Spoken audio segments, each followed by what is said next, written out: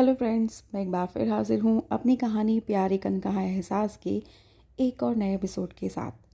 अब हमने आखिरी कहानी में सुना था कि कैसे वार्ड बॉय और नर्स आपस में बात करते हैं कि राधा और उसके बच्चे का आज काम ख़त्म करना है। वहीं राधा बेहोशी की हालत में ये सब सुन लेती है और ये तय करती है इन दोनों में से किसी एक को उसे अपनी साइड करना होगा। वहीं जैसे ही उसको लेबर रूम में लेकर जाते हैं और कुछ टाइम के बाद जब वार्ड बॉय वापस आता है तो वो देखता है कि वाकई में राधा मर चुकी है और वो मोहन को फ़ोन करता है ये बताने के लिए कि उसका काम हो गया है। वहीं मोहन पहले बिल्कुल अनजान बन जाता है, इस बात से बिल्कुल मना कर देता है कि उसे ऐसा कोई काम दिया ही नहीं है और वार्ड बॉय के गुस्सा आने के बाद वो इसी काम के लिए हामी भी भरता है। चलिए आइए आगे सुनते हैं कि क्या है ये सिचुएशन कि कभी मोहन हाँ करता है कभी ना। पागल राधा थी या मोहन? चलिए सुनते हैं आगे की कहानी। ज़िंदगी तेज़ रफ्तार से चलती है और हर कोई दूसरा मौका नहीं देती। राधा ने सही टाइम पर नर्स को अपनी तरफ कर अपना और अपने बच्चे का बचाव कर लिया। राधा ने सोचा कि अभी कुछ समय के लिए मुझे यहाँ से चले जाना चाहिए, नहीं तो अगर गलती से मोहन को इस बात की भनक भी पड़ गई कि मैं और उसका बच्चा ज़िंदा है तो हम दोनों को मार डालेगा। तो बेहतर यही होगा कि वो किसी तरह से यहाँ से निकल जाए। इस बार राधा ने उसी नर्स की मदद ली और उस नर्स को हॉस्पिटल से निकालने का इंतज़ाम करने के लिए कहा। नर्स ने किया भी, उसे इंतज़ाम अपने घर पर किया और राधा को बोला जब तक मोहन आकर तुम्हें देख कर नहीं चला जाता तब तक तुम यहाँ से नहीं निकल पाओगी। वैसे मैंने फ़िलहाल तुम्हारा सारा इंतज़ाम अपने घर कर दिया है, कुछ दिन तुम वहाँ रहना, फिर कहीं दूसरी जगह चली जाना जहाँ तुम्हें मोहन नहीं ढूंढ पाए। लेकिन जब तक सारा मामला निपट नहीं जाता तुम ऐसे ही रहना होगा। मैं पूरी कोशिश करूँगी कि वो तुम्हारे पास तक नहीं आए ताकि उसे ज़रा भी भनक ना लग पाए कि तुम जिंदा हो। अब राधा सवालों भरी नज़रों से बोलती है, सिस्टर ये सब तो ठीक है लेकिन बच्चे का आप कैसे करोगी, क्या दिखाओगी उसको, क्योंकि वो अपने बच्चे के बारे में ज़रूर पूछेगा। नर्स समझाते हुए राधा से कहती है, तुम चिंता मत करो, मैं सब संभाल लूँगी।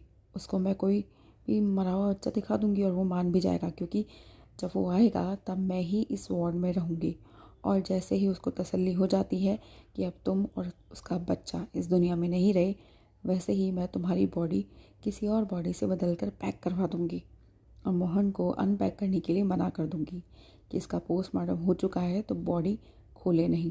बाकी मैं खुद इस बात को कंफर्म करूँगी कि उस बॉडी के क्रिमेशन होने तक उसे कोई खोले नहीं। नर्स राधा को समझाते हुए बोलती है, देखो इसके 50-50 चांसेस हैं कि वो मान जाए और खोले भी नहीं, बाकी तो फिर कोई प्रॉब्लम है ही नहीं। बस भगवान से दुआ करो ये सब आराम से हो जाए और जैसे ही ये सब हो जाएगा तब मैं तुम्हें यहाँ से निकाल कर अपने घर ले जाऊँगी। लेकिन रात में, अभी तो रिस्क लेना बिल्कुल भी ठीक नहीं होगा। तुम परेशान मत हो, मैं तुम्हारा पूरा साथ दूँगी, बस तुम्हें मेरे ऊपर भरोसा रखना होगा। अब नर्स राधा के मज़े लेने के सुर में बोलती है, वैसे तुम विश्वास तो करती हो ना? राधा भी थोड़ा मुस्कुराते हुए, नर्स से विश्वास करने के अलावा और कोई ऑप्शन नहीं है ना मेरे पास। अगर आप साथ देने को नहीं मानती तो शायद मैं सच में इस दुनिया को छोड़कर जा चुकी होती। उधर वार्ड बॉय और मोहन उसी बात को लेकर आपस में अभी भी उलझे हुए थे। फिर मोहन थोड़ा गहरी सांस लेकर बोलता है, अच्छा अब फिर से बता हुआ क्या है। वार्ड बॉय भी थोड़ा शांत होकर मोहन से बोलता है, आपने जो काम दिया था ना वो हो गया, दोनों माँ बच्चे को ख़त्म कर दिया हम, और मैंने खुद इस बात की तसल्ली भी की है, तभी आपको कॉल किए हैं। मोहन खुश होकर, तो मुझे सबूत दो, मुझे बॉडी देखनी है। वार्ड बॉय रिलैक्स होकर बोलता है, अरे आप काहे चिंता करते हो, आपको खुद हॉस्पिटल से कॉल आ जाएगा, तब तुम आप मेरी बात मानोगी न।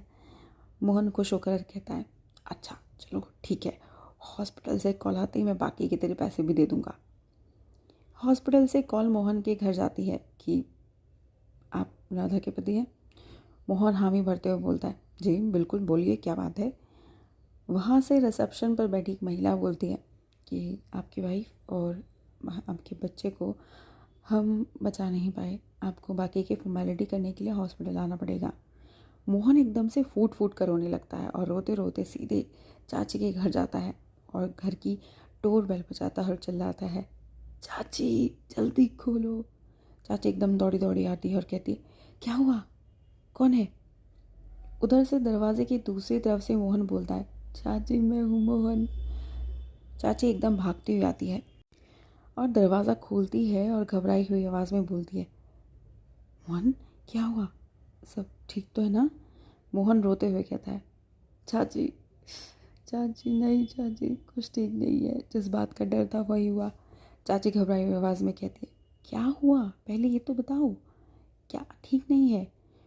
मोहन रोते हुए चाची से कहता है, चाची मेरी दुनिया ख़त्म हो गई, मैंने अपने हाथों से ही ख़त्म कर डाली चाची। चाची घबराई हुई आवाज़ में, अच्छा पहले रोना बंद करो, ये बताओ हुआ क्या है, पहेलियाँ मत बुझाओ।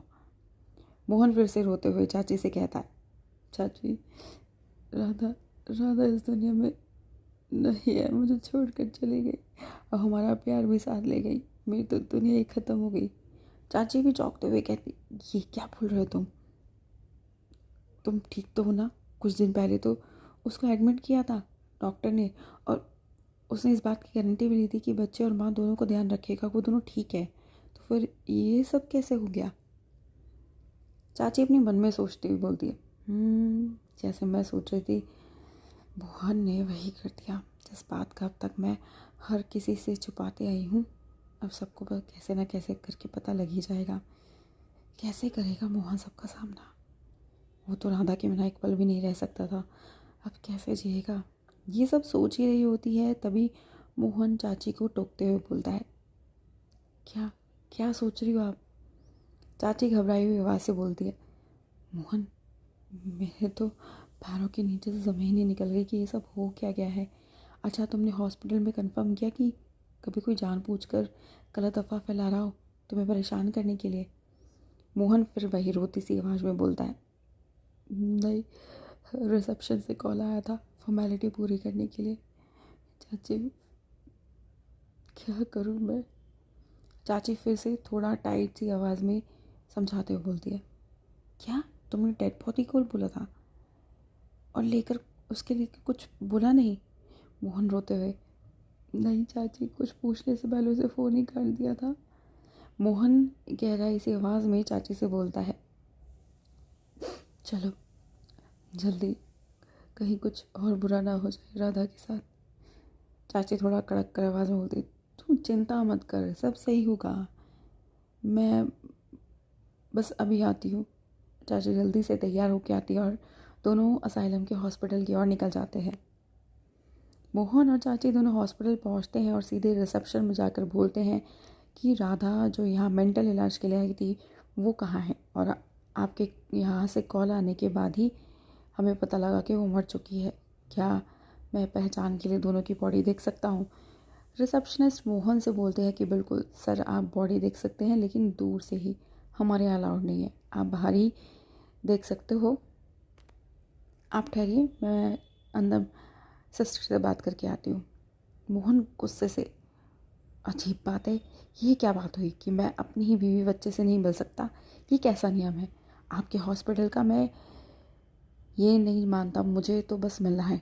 रिसेप्शनिस्ट चिल्लाते हुए कहते, देखिए सर, आप थोड़ा आराम से बोलिए, ये कोई आपका घर नहीं है, हॉस्पिटल है, बाकी लोगों को भी परेशानी होती है। रही बात आपके मिलने की, तो ठीक है, मैं कुछ करके देखती हूँ, अगर पॉसिबल हुआ तो मैं इस वार्ड में आपको लेकर जाऊँगी और दिखा दूँगी, लेकिन आप उन लोगों के पास नहीं जाओगे। बस इतना ही मैं आपकी मदद कर सकती हूँ, इससे ज़्यादा मैं भी कुछ नहीं कर सकती। क्या नर्स और राधा ने जो मिलकर ये गेम खेला है, क्या वो वाकई में इसमें सफल हो पाएंगे? क्या वाकई में राधा की डेड बॉडी देखकर मोहन ये मान जाएगा कि वो वाकई में मर चुकी है, अब इस दुनिया में नहीं है? क्या वाकई में राधा और नर्स मोहन को चकमा देने में कामयाब हो पाएंगे?